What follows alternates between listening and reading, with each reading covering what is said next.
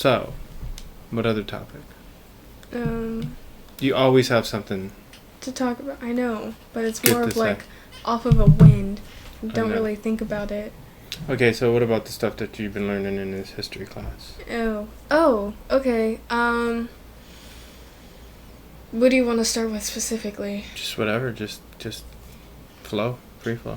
Okay, well, it started with the Reconstruction, which was basically like it was like the government trying to give rights to African American. What are you talking about? The Reconstruction. What is the Reconstruction? The government trying to give rights to African Americans. Is that what it's called, the Reconstruction? The Reconstruction era, yeah. Oh, okay, you didn't say that. You just said Reconstruction. Like, Reconstruction is just a word that you can just use anywhere, right? Yeah, but that's what it's called. It's usually not even called Reconstruction era. It's just called the Reconstruction. Okay, it's called the Reconstruction. Okay, what year was this? I don't know. Okay. Late 1800s. Mid 1800s. Mid to late 1800s. Okay, the Reconstruction. What about it?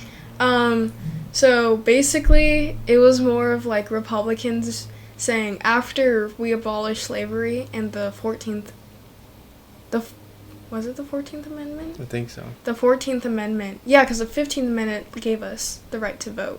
Okay. So the 14th Amendment made us like technical U.S. citizens. Mm-hmm. And so after the government's implements into trying to create the Reconstruction, a bunch of the South was like, yeah, no, they're slaves, like, we shouldn't have this is absolutely despicable, they're not actual humans, like, they're inferior to us, they shouldn't even, like, be allowed to live other than be our slaves. So, the government got a lot of backlash from the South, and eventually all of that backlash, and it was a lot of violent backlash, like lynchings increased by a lot. That was like the most common way to murder African Americans was by lynching, and a lot of violent, like, domestic abuse towards African Americans, and a lot of systematic racism. And then, after all of the government's efforts into the Reconstruction, it failed because of the South and how stubborn they are. What was the Reconstruction? I don't think you said what it was. It was so there was like a huge influx of immigrants, especially Chinese immigrants, and they had it pretty bad too, with not really like the violent racism, but like the systematic racism, where there was a lot of acts implemented against them. There was even an act in 1892, I think, do not quote me on that because I do not know, that it was a Chinese Exclusion Act, which basically said that no immigrants from China could get citizenship in the U.S., nor immigrants from a certain time that are in the U.S. can get their citizenship, nor can any Chinese people just immigrate to the U.S. And that act got reenacted or reestablished twice. So there was like a good 30 years where Chinese citizens could not get their citizenship or immigrate to the U.S. at all. But why was the hatred so much for the... Because they were seen as an economic threat. Like, you remember that South Park episode where they're like, they took our jobs? Yeah. It's literally like that. Oh, okay. Where there's a bunch of white people that were like, hey, what about me? Like, I need that job, but you're taking that job and you're cheaper labor. So that's not fair. And then while reading that, I'm like, okay, well, that is fair, because it's literally a capitalistic market, and if the government truly wants to have a laissez-faire policy, then they should have let that. But at the time... Can you restate what is a laissez-faire policy? Laissez-faire policy is basically like, I don't know the exact definition, but it's just like... in layman terms. It's like, that's a nice picture of us. Sorry. It's basically like, you can do whatever you want, and the government isn't gonna reprimand you unless you break the Constitution or break any laws. Oh, okay. So just free for all. Yeah. Okay. Pretty much free for all, especially for businesses. Mhm. That's pretty big because they're able to make a monopoly market. That's not true now because we've diminished the laissez-faire policy. That wasn't true during this time. They didn't really have a laissez-faire policy. They enacted it more. Actually, no, they did have a laissez-faire policy, but that was more for businesses, specifically white businesses, because there's still a lot of systematic racism towards anybody else, like even Irish. So that policy only extends really to white people. Not even that. Really, it only extends to the British people that colonized America, pretty much. Like, if you were an immigrant, regardless if you're like Irish or just like an immigrant, so you're saying extend descendants to you. of British. Yeah. Got it. So yeah, it really only extended to descendants of British. So theoretically, it still wasn't the laissez policy because that should be free for all, which is not free for all. So it was like a. It was like a laissez-faire policy except for immigrants. Yeah. Because but back then, would they consider blacks immigrants? They didn't consider us people. They considered us like an inferior being. That kind of goes to that book with Thomas Sowell, where he talks about how kind of racism came about. So slavery was common throughout the entire world, and so the question is, then why is it that only the U.S. all this racism came about? And it was because voting rights and about something to the extent of blacks are not treated as a whole person, right? So therefore they can't get like a whole vote, right? Yeah. So then that kind of demoralized blacks, or kind of pushed their their value under, and that's kind of how racism kind of sparked. Yeah, and you notice it's more racism is more prominent in countries that industrialized quickly, because with the industrialization eras came like new policies and more government and just more. So besides the U.S., what other countries? Like Britain. But was the racism big out there? I mean, of course, like, it's not as known because they weren't as violent with it as U.S. citizens were. But it was. Like, it definitely was. It's just, the reason why it's so big on the U.S. is, one, because the U.S. is a major world power, and any way that governments can, like, other foreign governments can make us seem like the bad guys to their people is better for them. It empowers them more because it's like, see, we're the good guys because we abolished slavery first, or we didn't lynch a bunch of people, like something like that. And also because we really publicized our racism. Like, it wasn't just civilians, it was also governments that was really racist towards black people. And although we didn't have even close to the majority of slaves, like, with the Atlantic slave trade, we were more of just violent to them, giving them citizenship. It wasn't like, oh, this policy passed so then everyone was cool. It was, this policy passed and there was a lot of backlash and hatred, and there was still harassment, like constant bombardment and harassment against black people.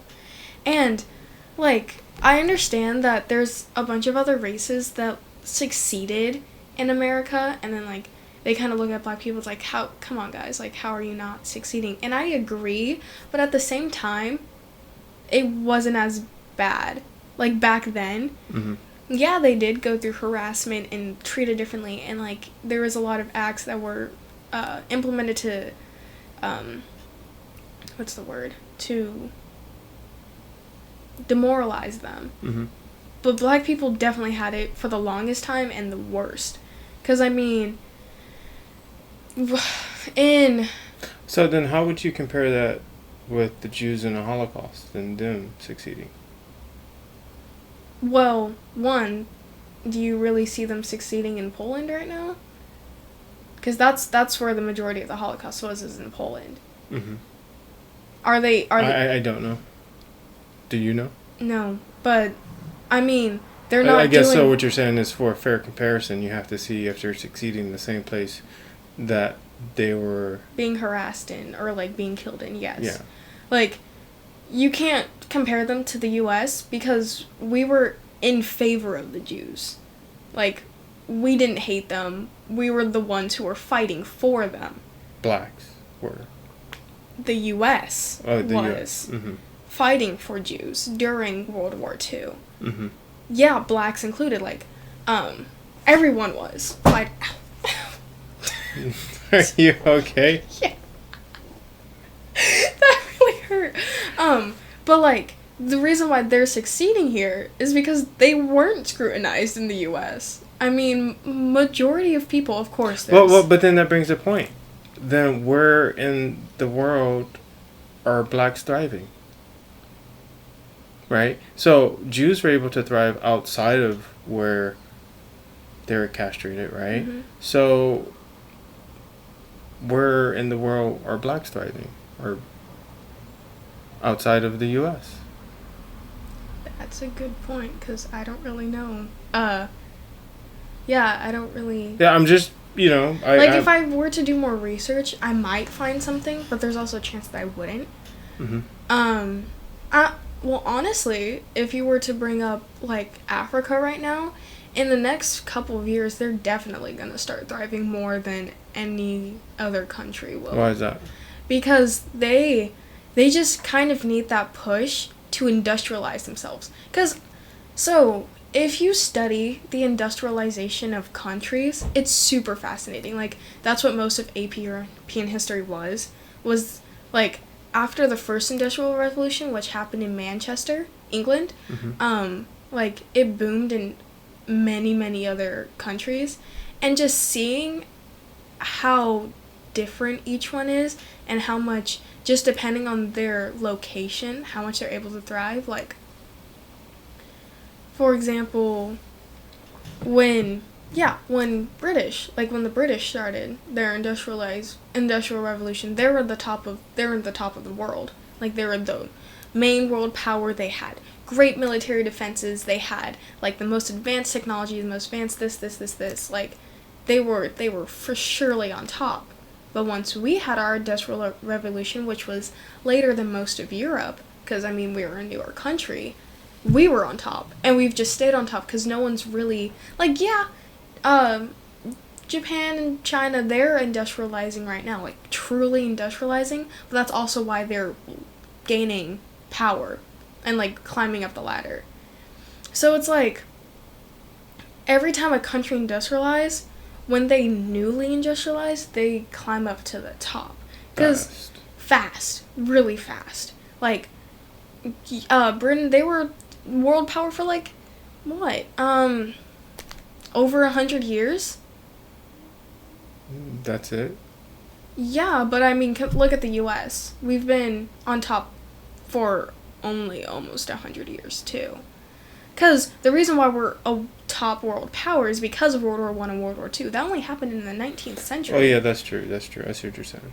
So, yeah, you see what I'm saying? Like, yeah, it seems like a long time. Like, yeah, it seems like we started a long time ago. Oh, I can't even say started. That's all relative. But we started, 400, 500, 600 years ago. But world power dominance has just probably been within this last century. Yeah, exactly. So that's what I'm saying. It's like, for a new country to industrialize, that's when they're kind of become a new world power. It's just depending on who's industrializing when. Mm-hmm. So, if Africa were to industrialize, they will definitely become a new world power. Because they got probably all the resources. They have all of the resources. They don't have to really import anything, and they have numbers. They have the majority. Like, yeah. It's just that they're just delayed, right? Yeah. I mean, even though Africa's, one of the, largest longest countries, like, or longest, living countries, they're still delayed. Yeah. Because it was never industrialized. Yeah, because also Asia, they're one of the longest living countries as well. But they're industrializing right now.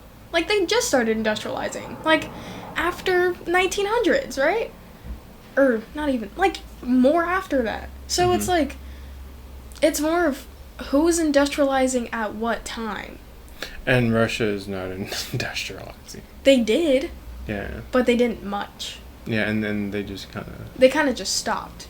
Yeah. But, I mean, at one point, they were at the same level as us because we were at the same industrialized levels. Yep, right? Yep. They just stopped and we kept on advancing. Mm-hmm.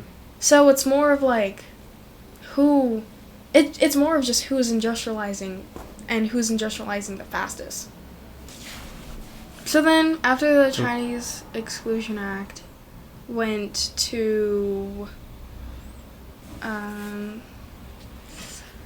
that was a pretty long unit, and then the influx of immigrants. There was a huge influx of immigrants, right, like, during the Roaring 20s. Huge time for the U.S., by the way. 1920s? Yeah. The Roaring 20s. But isn't that isn't that the Great Depression era? Like, that was right before. Great Depression is 1930s. Oh, okay, got it. So a huge influx of immigrants, 1920. Okay, go ahead. So, Roaring 20s, great for the U.S. Our economy was booming. The side effects that people weren't really paying attention to, because they were mostly, honestly, like, partying. Automobiles were a huge craze. People, like... It was like a huge market. Cars were a really big thing. Stock market was amazing. The only thing is, the rich was getting significantly richer. And that started the gap between middle class and the upper class. You know how, like, now there's a huge, like, the gap is just ever growing between middle class and upper class? It started with the Roaring 20s. Because, like, the middle class, they couldn't invest in the stock market or in the economy as much as the rich or the upper class could. But since the stock market was doing so great, that's just the only way you could have become, like, enormously rich. And because,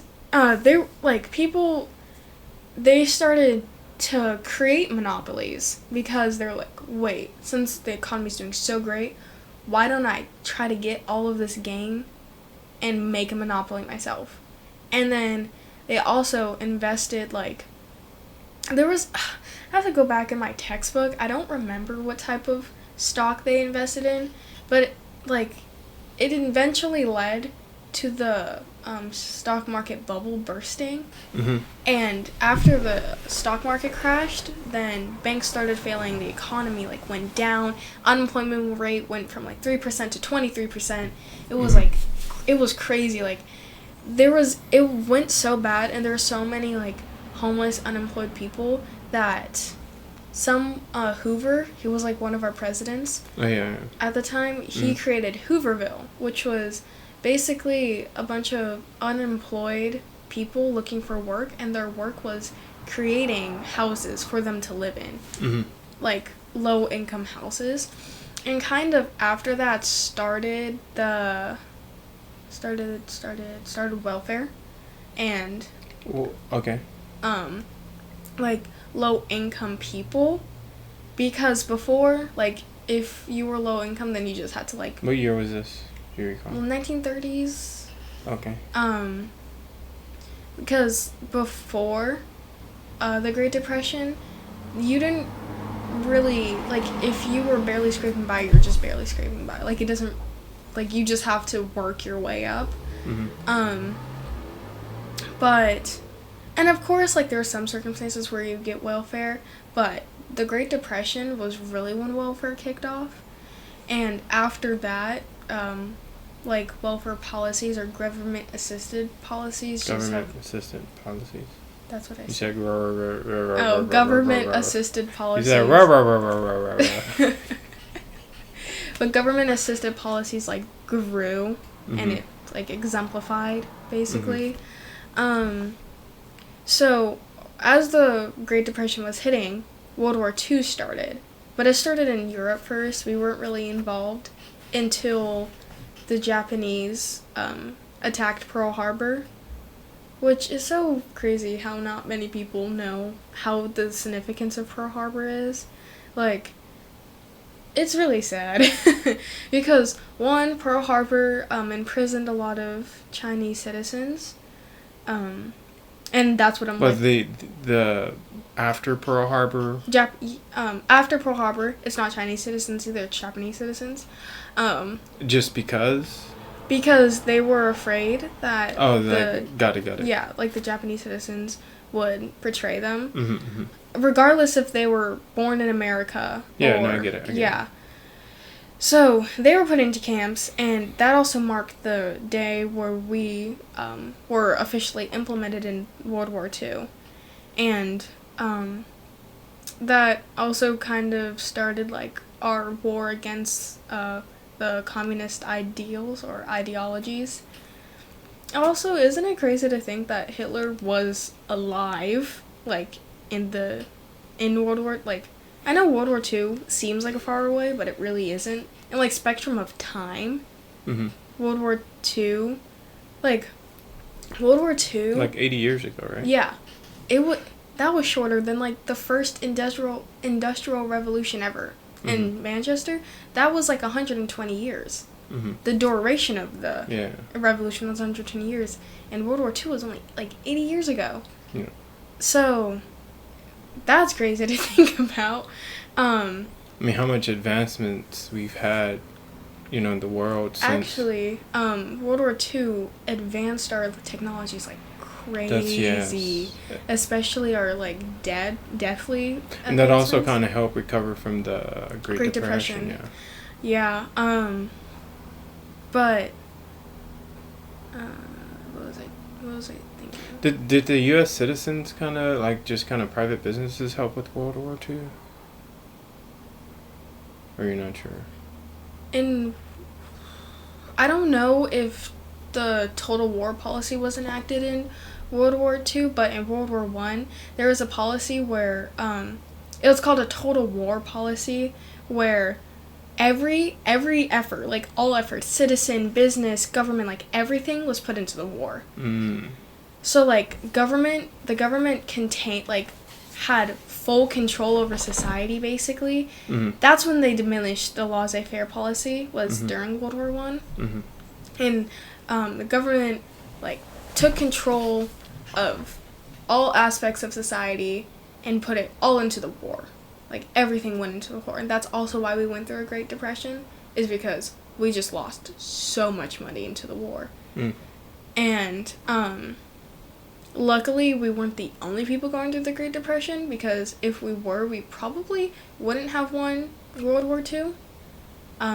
Just because we just wouldn't have the expenses to win World War II. Everyone was going through it, though. Because the war was just so expensive. Yeah, and it was for nothing.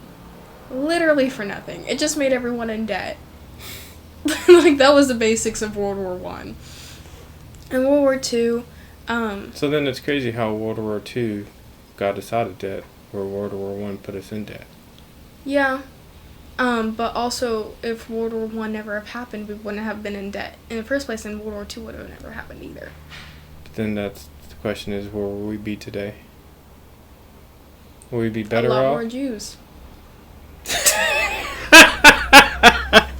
That's not funny, but I know what you're talking about. Well, no, that's different. The Holocaust and the war. I mean, the Holocaust still could have happened without the war, right? Nope. No? No. Okay. Because, remember we were talking about earlier how World War I and the Great Depression during that time, Germany was being led by a Jewish president. Yes. And Adolf Hitler, after he got out, well, kind of during his imprisonment and after, he was like, see, like, we're going through this huge economic, like, downturn. Like, the unemployment rate's at 50% right now, and, like, we're not making enough. Like, everyone's, like, in a poop hole. And it's because our president's Jewish. Mm-hmm. So everyone was like, yeah, that makes a lot of sense. And he was like, if you stick with me, I will give you jobs, and I'll make the economy better, and I'll, decrease taxes, and, all of this stuff. And he did. He made all of his promises. And that's why he was so popular, during his time before the Holocaust. Even people in the everywhere loved him. He was just a loved person because he truly put Germany out of debt. Mm-hmm. And, made the economy better and just, everything. But then, a little after that, he was like, you know what? I'm gonna make myself a dictator. Because before, they had a democratic, system. Isn't there a show called How to Become a Dictator? Is there? Yes, I think it's on Netflix or something. That's really funny. Yeah. Yeah, there's something like that. Okay. Basically, he was I'm not trying to give you any ideas. But basically, he was like, you know what? I'm gonna change this democracy. This is ridiculous. I'm not gonna do that. So he made himself a dictator, which is so weird because communists, everyone's equal except for him. Mm-hmm. Do you see the irony of that? That's crazy. But isn't that almost always how it is? Yeah. Because so the problem with communism is once someone gains enough power to make a society communist, they don't want to give up their power. Mm. So, that's the main downfall of communism, is that it's not truly a communist. It's not all right, I have enough power to make a communist society, now I'm going to give up all my power so we can truly be equal. No one's doing that. Yeah, there's no, I got all the guns and you have nothing, and I like this position. Yeah, it's I kind of like this Your power. disadvantage is my advantage. No, exactly. But basically, after the fact, he started implementing, super anti-Semitic rules. So first, he was like, you know what? All Jewish people have to wear a Jewish star on them so we know they're Jewish. Then... So this is after you got into power? Mm-hmm. Okay. So then, there was this day called the Broken Glass. I don't remember what it's called in German, but it's called the Day of Broken Glass. And basically, he announced all to Germany, he was like, so, all of today, beat up and kill as many Jews as you want. So it's kind of like the whole... what do you call it? It's like the Purge. The Purge, yeah. It's literally like the Purge, just with Jews. Just with Jews. And everything's legal to Jews except for to rape them because it was, Because he wanted the whole pure... pure race. And, even if you, had sex with a Jewish person, it's, immoral. Because they're not even, beings to him, right? Yeah. So... After that day, Jewish people were like, oh my gosh, this is terrible, this is crazy. And the reason why it's called the Day of Broken Glass is because they broke into, a lot of Jewish stores and, there was just glass everywhere. I see. It was just horrible. And then... And these are the same Jews that voted for him? Wait. Yeah. Did the Jews vote for him? Yeah, they did. Okay, but then how did the Jews vote for him if he was... Was he racist about the current Jewish leader? Only in his... Yeah. Okay, so, majority of Germany wasn't Jewish. Mm-hmm. They're mostly Germans. There's just some Jews. You don't know percentage-wise? No, okay. So, no. Actually, let me take that back. The Jews did not vote for him. But he still got majority of the vote. Okay. Because majority of them wasn't Jewish. Okay. So they didn't honestly care about what he thought about Jewish people. Okay. So, after that day, after the Day of Broken Glass... Wait, is this in Germany, Austria? This is in Germany. Okay, in Germany. Even though he is Austrian, he...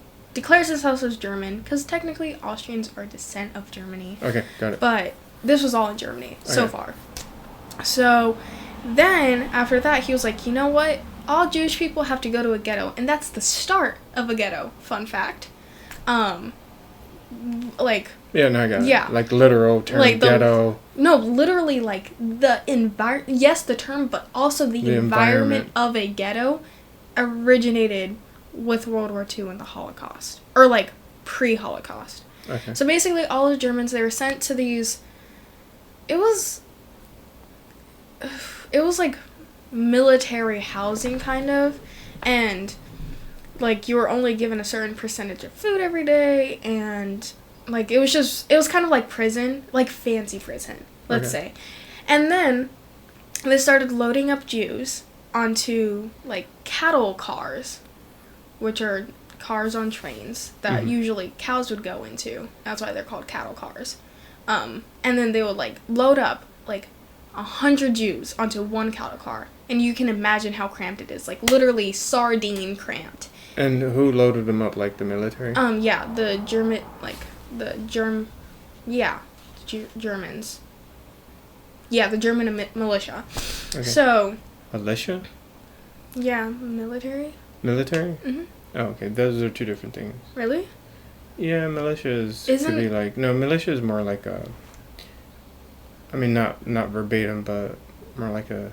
Kind of like a civilian-based... Military organization. I think military is just straight government. Okay, and then militia is a civilian-based... Oh, it's something like that, yeah. Okay. Well, military. Okay. German military. And then, like, I skipped a huge part in Hitler's, like, quest before this. So basically, after World War I, Germany wasn't allowed to have anything, like any military, any like something that can give them power, because everyone blames World War I on Germany. Okay, got it.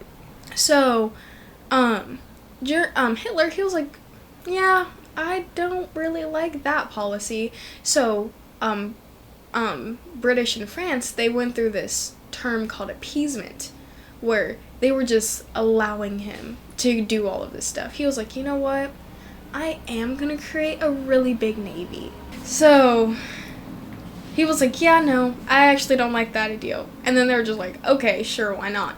So he kept on doing that and regaining everything that Germany lost until one point, France and Britain, they were like, whoa, hold the brakes, like, you're gaining way too much power, like, you can defeat us now. And he's like, that's the point. Like, literally started attacking them. And they're like, that wasn't in our agreement.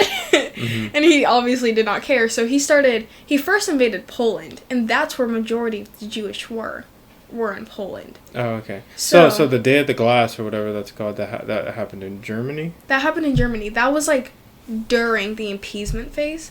He didn't yet go into Poland. Okay, got it. But after, like, the whole appeasement phase, and then France and Britain were like, so basically he started his Jewish attack in Germany, but he was mostly voted in by the Germans. There wasn't that many Jews, but he still attacked the Jews that was in Germany. Yeah. And then after that, after he got his power from the appeasement, then that gave him the ability to start seeking out Jews elsewhere. Okay.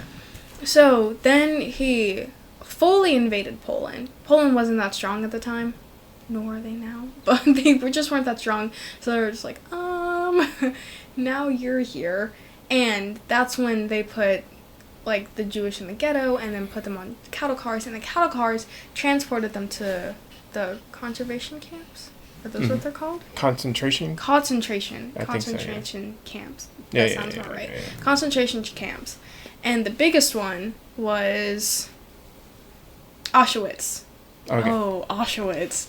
That one's crazy. Okay, so I read the story, Mouse. They went to Auschwitz. So actually, speak some of the books that you read, novels that you've read for the Holocaust. I've read two, which is Mouse and Night. Yeah. My favorite is Mouse. Okay. It's my favorite because, one, it's a graphic novel, and I just love graphic novels. But also just because of the story. So basically in Mouse, after they were, like, hiding from the Germans, and, like, they tried really hard to hide from the Germans, and one person ratted them out, and then so they ended up on a cattle car to Auschwitz. Basically. So Mouse also talked about Auschwitz? Mm-hmm. Okay. So basically, first, families, they're divided with male and female, right? And they will ask you, like, once you go up to, like, there will be lines, and then you go up to, like, a German, what are they called? There's a specific name for them.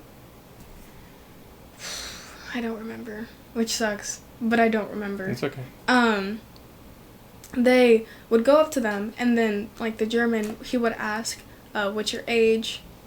And then they would keep the people from ages 18 to, I want to say like 50, 18 to 50. A lot of people, like, if people were warned in time, they would, or just like would think about it. They were like, say, like, if a child, like, for example, if I was there, I would have said I'm 18.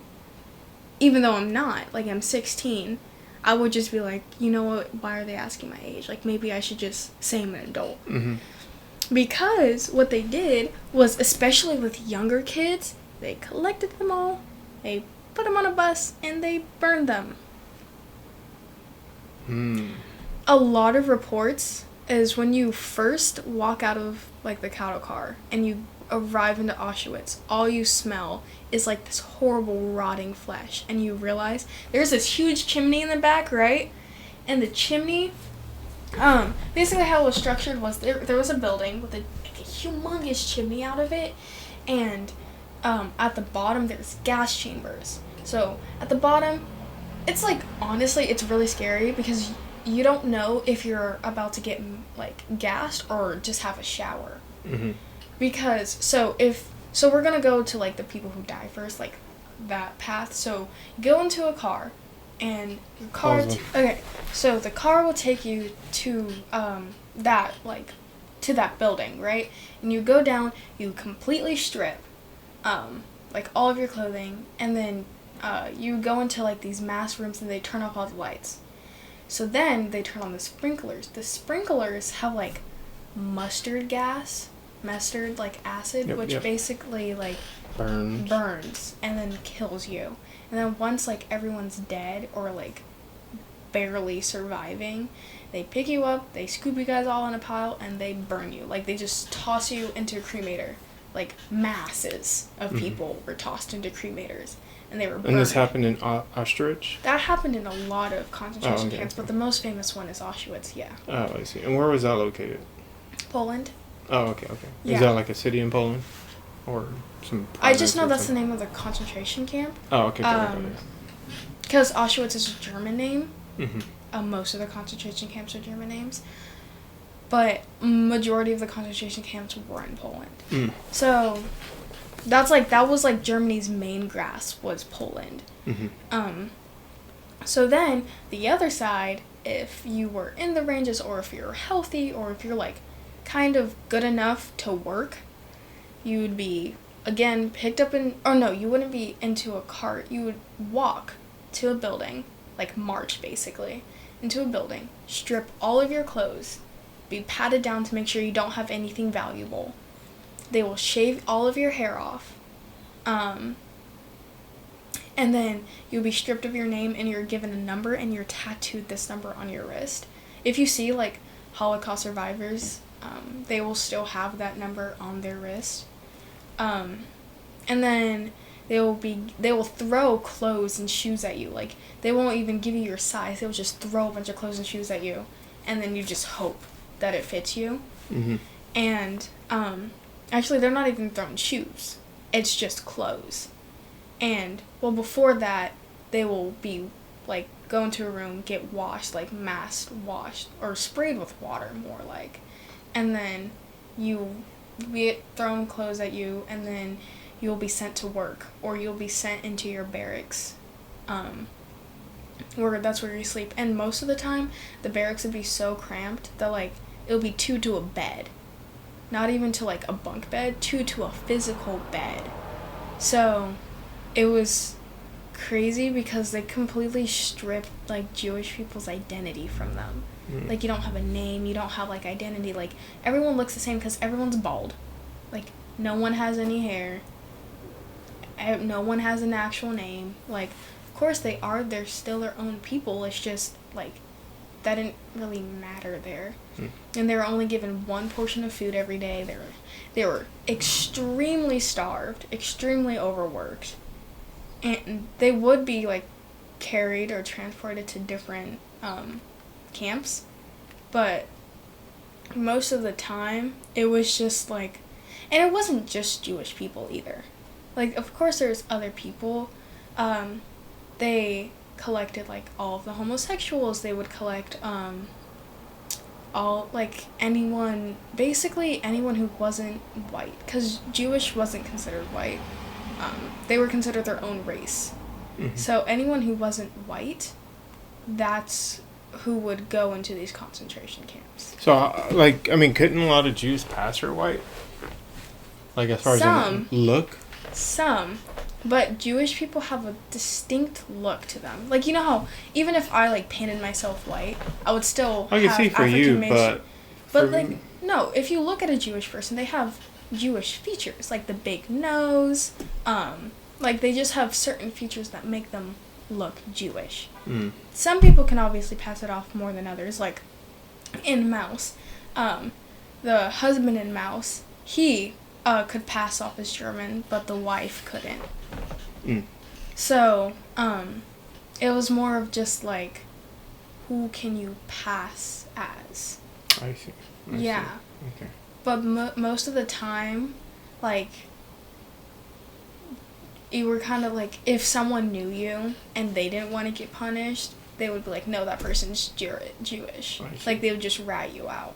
I see. All right, well, we got to head out soon, so you have any closing remarks before our next topic? And the next topic is going to be the review of Mouse and Night. That'll be our next. That's boring, though. Why? Because, I mean, No, like, the last time you talked to me about Mouse, it sounded very, very interesting. what did I say?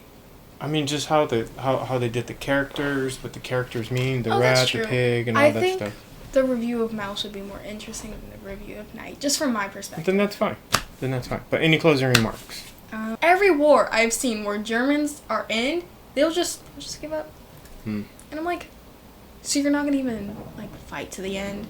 You're just gonna completely give up, and that's exactly what they do. That's too funny. So, and they also had, like all throughout history, they had a really specific German pride. And that's another reason why Hitler was so easily elected, is because Germans already had a self-pride in them.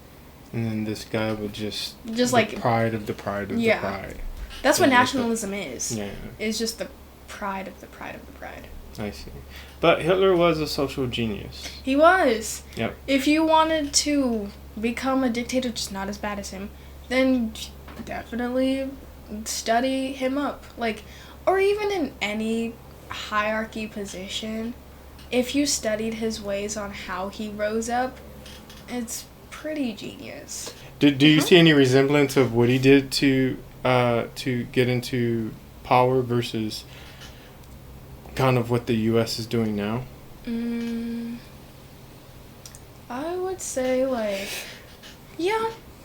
More with the policies and stuff changing. Mm-hmm. Because how any dictator becomes in power, actually, like, majority of the time, dictators come in power, it's like they're voted in, and then they just take the right of voting in general away, and then takes the right of majority of civilians away. Mm. So, it's just like, it is similar to what the U.S. is doing today, where it's like they're making so many policies and so many changes. They're just not directly taking, like, rights away from us because we have a constitution. Are they really not taking rights away from us? I mean, they're enacting policies to make it harder. That's taking rights away. There's a difference, though. Taking rights away is like, you can no longer do this no matter what circumstance because I said. It's basically implicit versus explicit. Yeah, but I'm saying explicitly. Like, I know implicit versus explicit, they're still different, right? Yeah, like, they are. Making policies. But the end result is the same, is what I'm trying to say. Oh, yeah. The end result is you can't do this. Yeah. Either I'm telling you can't do this, or I'll be passive aggressive and you can't do it. Regardless, you can't do it. Yeah. I still think government should go back to our laissez-faire policy, just not for everybody. Because there is a lot of holes in the laissez-faire policy where I'm just like, that's really stupid of the government to let us do that. So I still think there should be some reforms and policies so we don't go through another basically what you're saying, depression. you want less government. Yeah. Yeah, I think a lot of people say they want less government, and that's the problem, right? It's big government, and big government just leads to disaster. Yeah, exactly. Yeah. Like, just the more controlled government that we've had since the Great Depression it's just, they're just becoming too much. Mm-hmm. I mean, they just have way too much power. Yeah, I can see that. I see. Okay, well, I think that sums it up for today. Thank you, but we will have some more talks. I like these. Okay. Goodbye. Vincent Vega. Okay, I really do want